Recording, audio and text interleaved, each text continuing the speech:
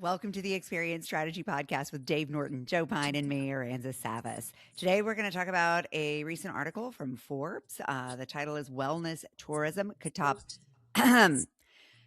900 billion with a B in 2030. Luxury hotels are racing to keep up.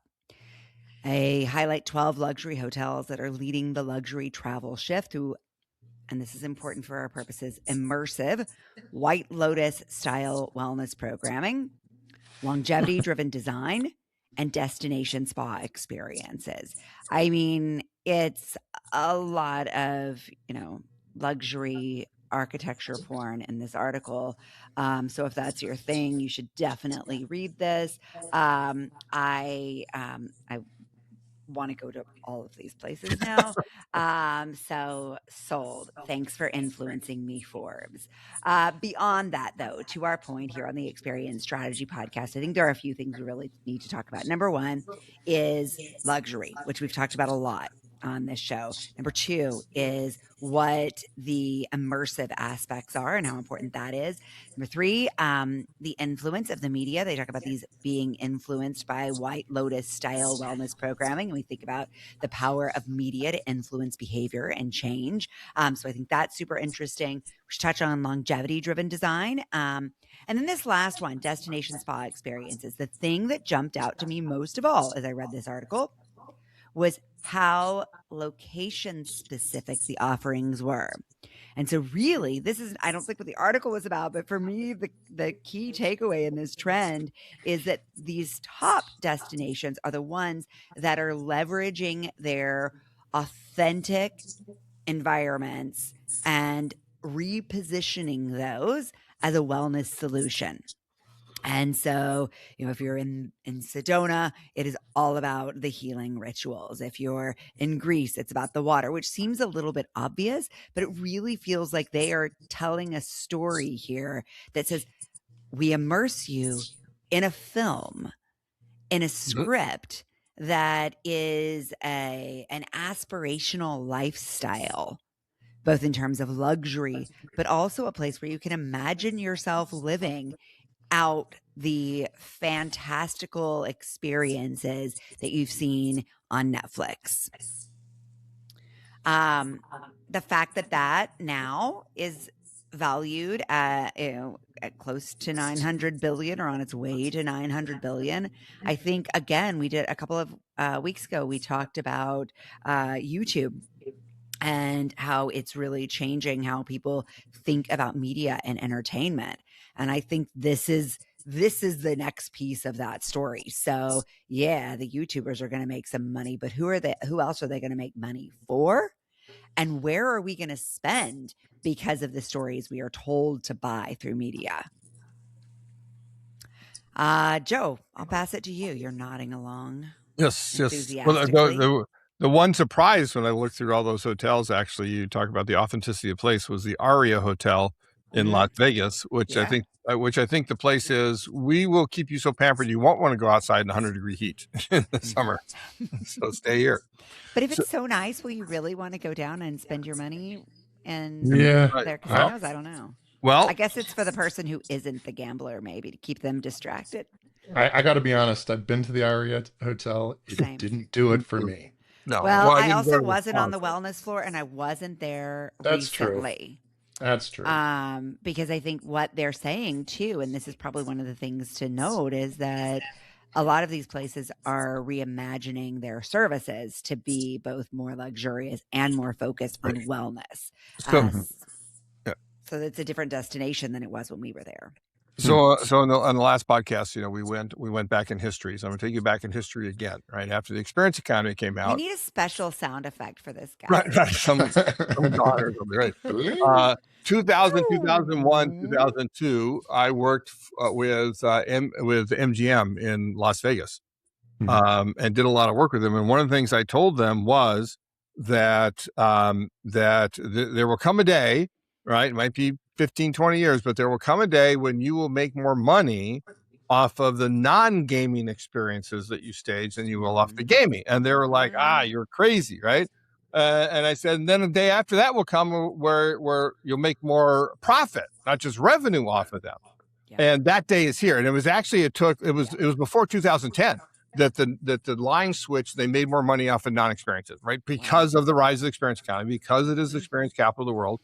Today, I haven't seen this number, but I'll guarantee you they make more profit off of non-gaming experiences, the hotel too. So Aransas, to your point, they don't care if you go to the spa instead of gaming anymore. There's so much profit, there's so much in that spa that the average per minute, right, the money value of time, as we called it in the 2020 re-release of the experience economy, is measure your money value of time, and it's higher for the spa than it is for gaming, that they're getting. So, and obviously this is also part and parcel of the trend towards the transformation economy, that it's not just about the memorable experiences, the meaningful experiences, or the transporting experiences. What you're saying, Aransas, is a lot of these places, the Greek Ocean and the Moroccan was another one, the Moroccan Desert and others, right? These are awe-inducing places. These are not just memorable and meaningful. These are transporting experiences. Yes. And within those, you can then have these transformative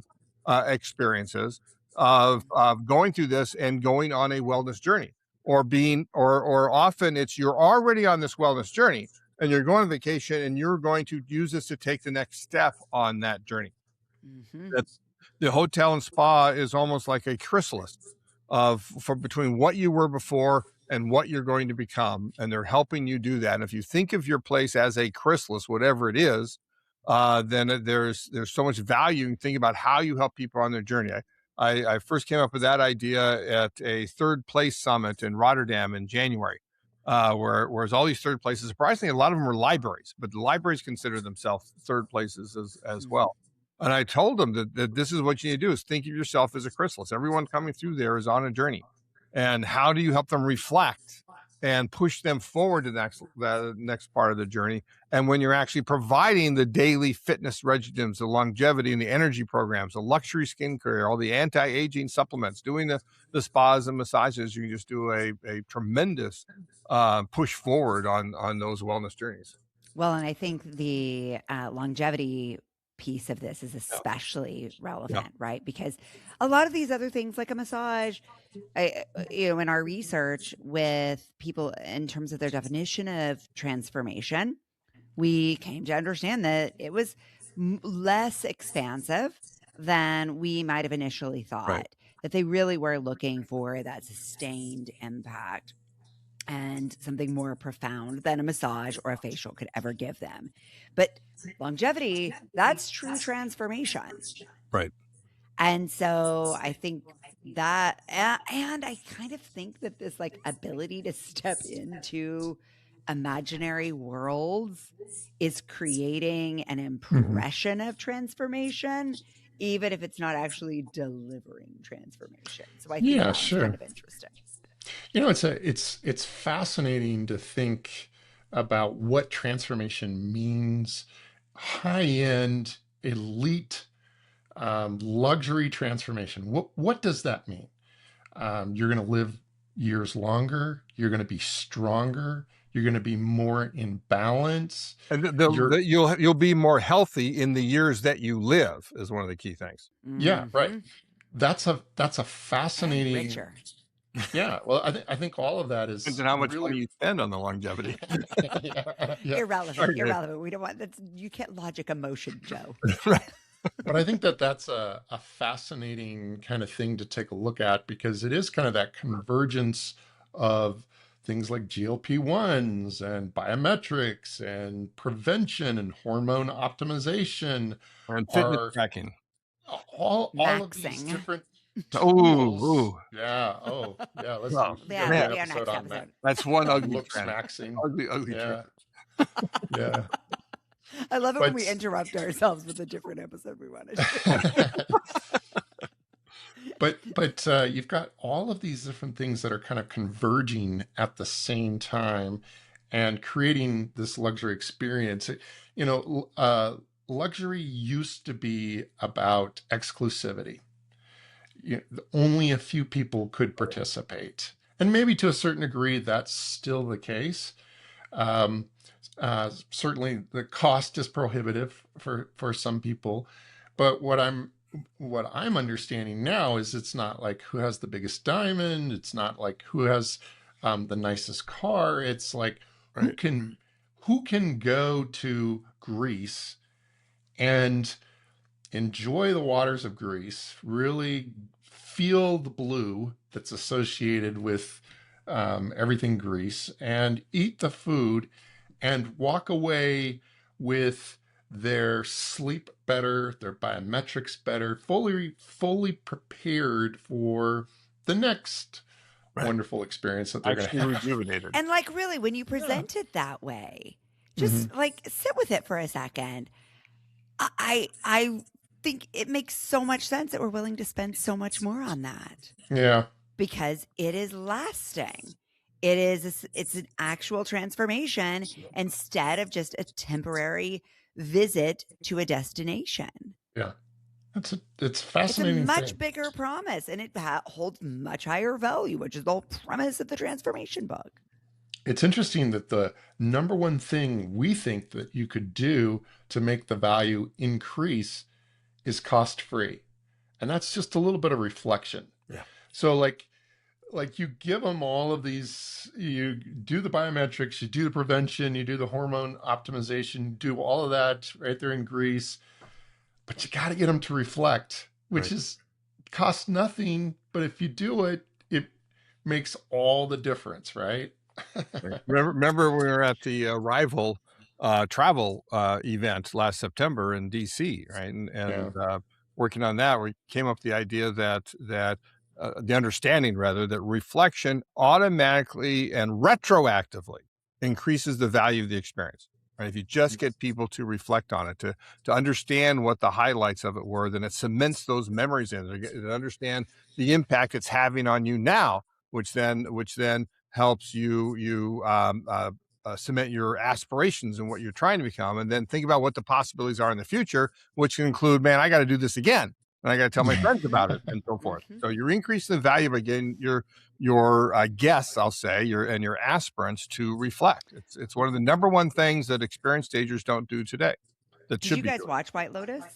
No. I've watched a So- couple of episodes. I've I've got through seen the whole season series. one. Yeah. Okay. So most recent series really focuses on the power of the guide, both for good and bad, right? So you have Yeah. one. You're gonna say, don't people die in this thing? I thought that's, Yeah, always. that's part of the thing. but not one from of, the treatments, one right? of the guides, right? Like, and there's always guides though in every season. Yep.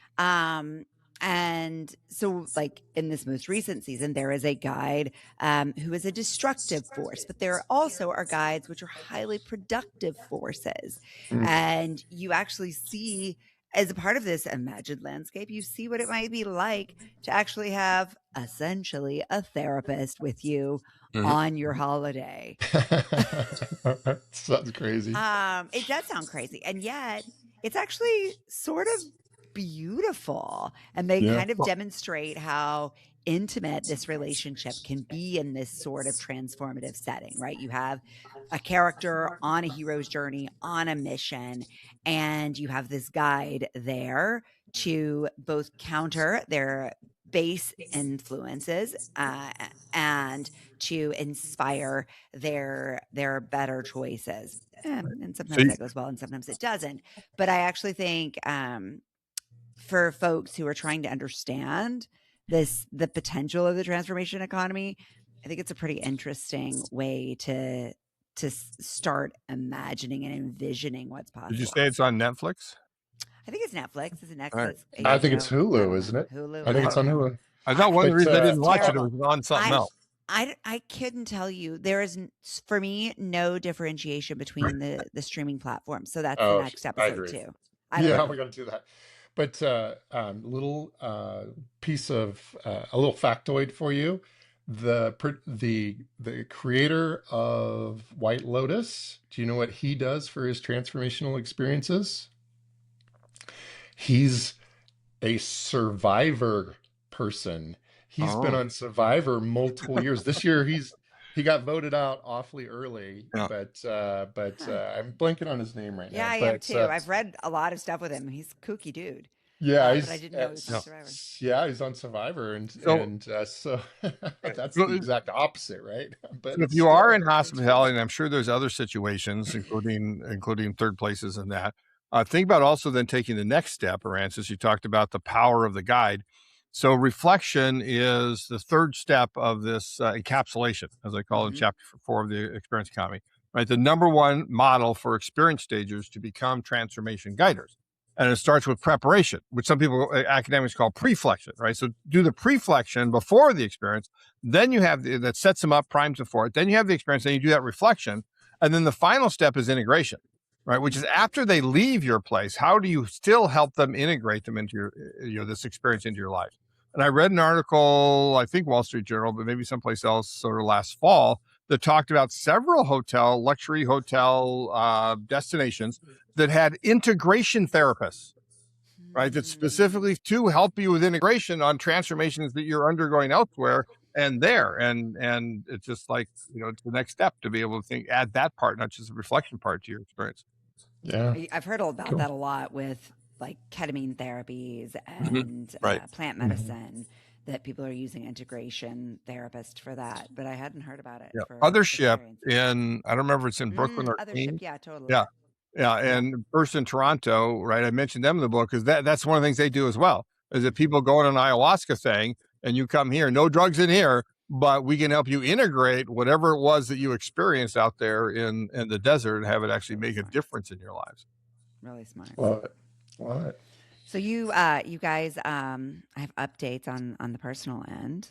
My daughter has chosen a college. Oh. And every time somebody asks her what she California wants to do when she grows up, she says, I want to start a third space for creative young people. Great. Wow. So there you go. She takes after her mother just a little bit. I swear I had no influence. Right. Sure. I really didn't. It was someone who created third spaces that influenced her. And she had no idea that I had anything to do with anything similar to that. So you don't have to name the place, but where is it? I'll name the place. It's great. She's going to Ithaca. It's huge school. Ithaca, okay, in New York. Yeah. Ithaca. Let's be on the East Coast then. I'm really glad. She had planned to go Pacific Northwest, and before that, talking about Ireland and Scotland. So the fact that it's a 4-hour drive is a real relief. I don't know. Who are we with one of the members of our family missing? I'm going to need some integration therapy. Right. It's a new family identity. It absolutely will be. I guarantee you. When our oldest Becca was a senior in high school, she became really like the worst person you wanted to hang around. and my wife Julie always thought it was like her way of separating. Right, was that to create this separation because she was shy and so forth, and we told her she couldn't go more than 4.5 hours away, because we had to be able to come and get her should something happen, and it really changed her. And she actually went and she said, "I'm gonna, my words, transform into not being so shy." Right, and she did that, and it was effective. And it was wonderful, but by the end of that senior year, we were happy to see her go. It is interesting watching that progression happen. This like actual separation. It's like you can almost see it happening. She's already started packing. Oh, really? For September? Or over? Yeah. She's inventorying her wardrobe. The apple has not fallen that far from the tree. Let's be honest. I see a lot of Aransas in this story. So. Well, I'm flattered. I really like her a lot. Thanks, guys. It was really good to see you. For those of you listening, I hope you fast forwarded through that, or it was interesting to you. Okay. And if you have kids going to college, reach out because I need a support group. Start a support. If there's a topic you haven't heard us talk about that you wish we would talk about, tell us. Because we're really interested in talking about what you're interested in. So find us over on Substack. I think by now, hopefully you know where to find us. The Experience Strategy Substack is the easiest way to connect with all three of us. Reach out there. Let us know what you're reading. And then we'll talk about it. And then we can all talk about it.